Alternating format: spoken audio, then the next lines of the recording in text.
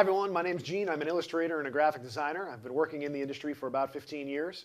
And today we're going to take a look at some typography. This is a few techniques on how to shade letters.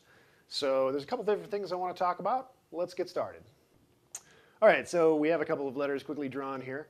And I'm going to show you two techniques to kind of make these letters pop a little bit.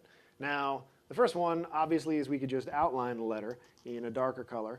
And so in this case, I just took a black marker, and I'm just going to run right along the outline of this letter and give it what we call a stroke.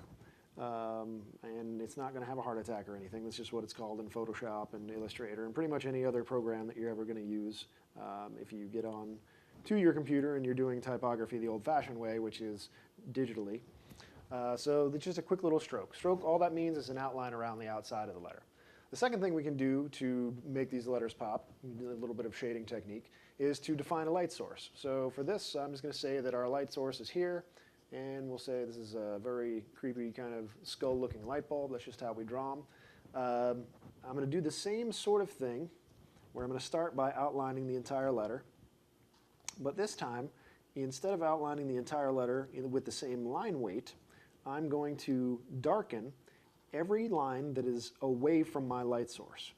So if my light source is up and to the right, then down and to the left, I'm going to darken every one of those lines and make it thicker.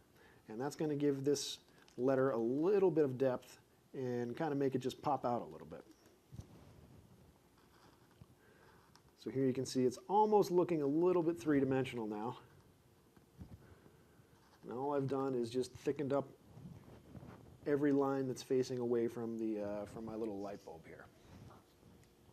So sort of a cross between those is, if you wanted, you could just only outline the area that's away from the light bulb, and that'll give you kind of an interesting in-between look.